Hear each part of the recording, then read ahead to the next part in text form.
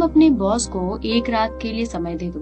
मैं तुम्हारा पति हूँ। पति के मुंह से ऐसी बातें सुनकर गीता को गुस्सा नहीं आया। उसने ये भी कहा कि जब तुम अपनी संपत्ति किसी और के हवाले करना ही चाहते हो तो मुझे क्या दिक्कत हो सकती है। गीता के बॉस ऑफिस में अक्सर गीता को गंदी नजरों से देखता था।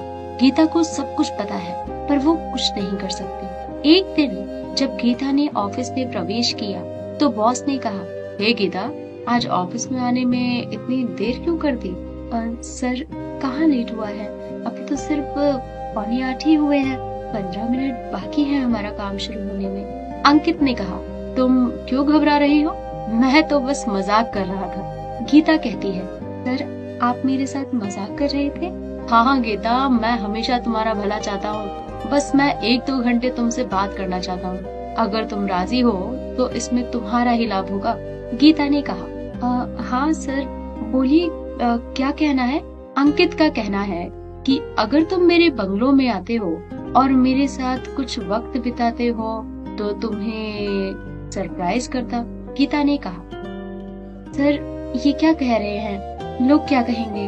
अंकित ने कहा, अरे लोग क्या कहेंगे, मुझे उससे कोई फर्क नहीं पड़ता। मैं अपने हिसाब से चलता हूँ। सर, अगर मेरे पति को पता चल गया तो वो मुझे तलाक दे देंगे। तुम्हारे पति को कैसे मनाना है ये तो तुम्हें ही देखना पड़ेगा। ठीक है सर, मैं कोशिश करूंगी। मैं तुम्हारा इंतजार करूंगा। ऑफिस खत्म होने के बाद हर रोज गीता अपनी सहेली समीरा के साथ घर लौटती। आज समीरा गीता का इंतजार कर रही थी। जैसे ही गीता समीरा के सामने गई, समीरा ने कहा, मैंने आज तुम्हें बॉस के साथ देखा।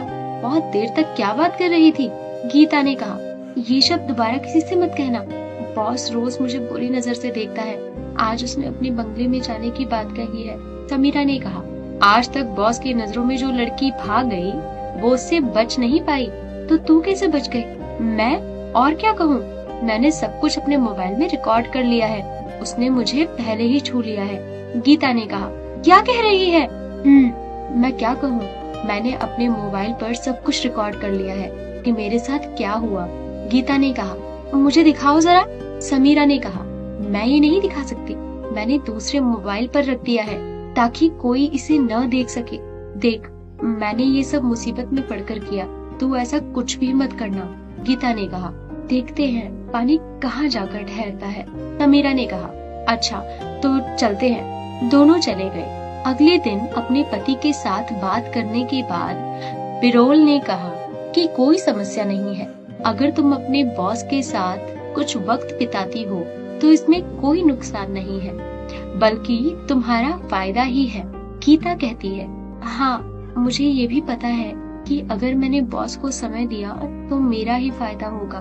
मैं आज बॉस के बंगले में जाऊंगी तो आज तुम्हें अकेले रहना पड़ेगा। बिरोल ने कहा, कोई बात नहीं, कुछ पाने के लिए कुछ खोना पड़ता है। गीता ने अंकित सर के बंगले में जाने का फैसला किया।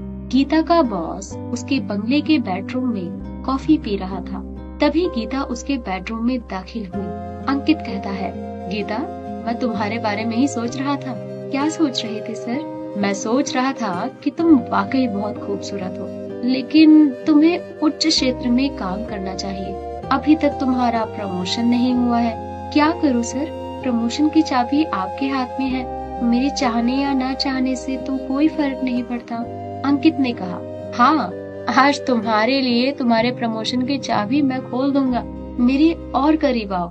गीता अंकित के पास जाकर बैठ गई। अंकित ने गीता के हाथ पर हाथ रखा और कहा, मैंने कभी नहीं सोचा था कि मैं तुम्हें इतना करीब पाऊंगा। गीता ने कहा, सर, अब आपको अच्छा नहीं लग रहा है? अंकित ने कहा, अच्छा तो अभी लगना शुरू हुआ है, और गीता को सुला दिया। उस समय दरवाजे पर दस्तक की आवाज सुनकर दोनों चौंक गए और अंकित ने कहा, इस वक्त कौन आया है? तुम ठहरो, मैं जाकर देखता हूँ। तो अंकित ने दरवाजा खोला। अंकित की साली चिरती ने कहा, जीजा जी, दीदी अचानक बेहोश हो गई है, उन्हें हॉस्पिटल ले जाना है। अंकित ने कहा, अरे, तुम्हारी दीदी गर्भवती है, और अगर तुम एक लड़की होकर भी तुम ये सब नहीं समझोगे तो कौन समझेगा? चिरती कहती है, पर जीजा जी, दीदी को दवाई खिलानी है। अंकित कहता है, एक कार ले लो और उसे डॉक्टर के पास ले जाओ। मुझे अब महत्वपूर्ण काम खत्म करना है। चिरती परेशान होकर चली गई। अंकित फिर भी गीता के पास गया और बोला, माफ करना, मैंने तुम्हारा समय बर्बाद किया। गीता कहती है, कोई बात नहीं सर, आपका समय मेरे समय से ज्यादा कीमती है। अंकित कहता है, ठीक है, चलो कुछ देर खुशियों के समंदर में डुबकी लगाते हैं। गीता ने कहा, सर पहले मेरा प्रमोशन थोड़ा बढ़ा दीजिए ना। अंकित ने कहा, मैंने वादा किया है कि तुम्हारी तरक्की होगी, तुम इतनी जिद क्यों कर रही हो? गीता ने कहा, सर अगर आप प्रमोशन फॉर्म भर दें तो मैं खुश होकर आपको और खुशियाँ दे पाती। तो ऐसा है तो ठीक है। उसने एक फॉर्म निकाल कर उस पर दस्तखत कर दिए और कहा, मैंने तुम्हारी इच्छा पूरी कर दी, अब तुम मेरे दिल की इच्छा पूरी करो। गीता ने कहा, हाँ जरूर करूंगी।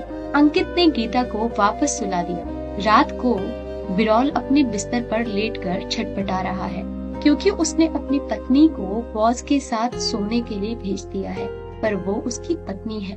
कोई भी पति नहीं चाहेगा कि उसकी पत्नी पर किसी गैर मर्द का साया भी पड़े। वो किसी तरह भी खुद को समझा नहीं पाता है कि अगर उसके बॉस ने उसके साथ कुछ बुरा किया तो उसके साथ वो अपनी जिंदगी कैसे बिता पाएगा। यही टेंशन थी उसके मन में। बहुत देर के बाद गीता ने दरवाजा खटखटाया। बिरौल ने जाकर दरवाजा खोला तो गीता को वहीं खड़ा पाया। बिरौल ने कहा, मैंने तुम्हें पहले जो भी कहा था वो भावना में बहकर कहा था, लेकिन मैंने सोचा कि जिंदगी भावनाओं से नहीं चलती। अंदर जाओ। बिरौल ने कहा, तुम्हारे नष्ट शरीर के साथ मेरे घर मत आना, अपने पिता के घर जाओ। गीता कहती है, मुझे पहले से पता था कि तुम ऐसा ही कुछ कहोगे, तो सुनो। जब अंकित ने गीता को सुला दिया तो गीता ने कहा, थोड़ा रुकिए सर, मैं आपको कुछ दिखाना चाहती हूँ। अंकित ने कहा, गीता फिर क्या दिखाने वाली हो? उसने अपना मोबाइल निकाला और अंकित के सामने रख दी।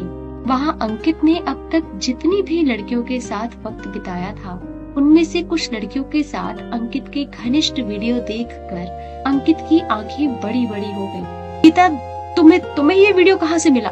गीता हंसती है और कहती है, सर बस यही नहीं और भी है। आप जानते हैं कि मैं क्या सोच रही हूँ? मैं ये वीडियो पहले आपकी पत्नी को दूंगी, फिर मैं इन वीडियो को एक भारतीय कंपनी को बेच दूंगी। वे इसे अपनी वेबसाइट पर अपलोड करके रुपए कमाएंगे और इसे देश विदेश में प्रचार किया जाएगा। साथ ही आपकी प्रतिष्ठा धूल में मिल जाएगी। क्या कहते हैं सर? अंकित ने गीता का हाथ पकड़कर कहा, भगवान का वास्ता ऐसा मत करो, फिर मेरे पास सुसाइड के अलावा कोई रास्ता नहीं बचेगा। तुम जो भी मांगोगे मैं तुम्हें दे दूंगा। सर तो आप मुझे पहले 5 लाख रुपए नकद देंगे, मैं अपने पति को उन रुपयों से व्यापार करने को दूंगी और मेरा प्रमोशन तो होगा ही। अगर आप सहमत हैं तो मैं इस मामले को गुप्त रख सकती हूँ। अंकित ने कहा, ठीक है, मैं दे दूंगा, तुम कल मेरे ऑफिस में आ जाओ और 5 लाख रुपए ले जाओ। गीता ने अपने पति बिरौल को ये समझाने के बाद बिरौल ने कहा, क्या ये सब सच है? गीता कहती है, हाँ है, अगर तुम चाहो तो मैं तुम्हें वीडियो फुटेज दिखा सकती हूँ। मैं ऐसी लड़की नहीं हूँ जो अपने पति के अधिकारों को बाजार में बेच दूं। मैंने जो भी किया हालात के कारण किया। तुम्हारे कहने पर मैं कैसे अपनी इज्जत बाजार में बेच सकती हूँ? कोई सवाल ही नहीं उठता। बिरौल बहुत खुश हुआ और कहा कि तुम सच में मेरी पत्नी हो।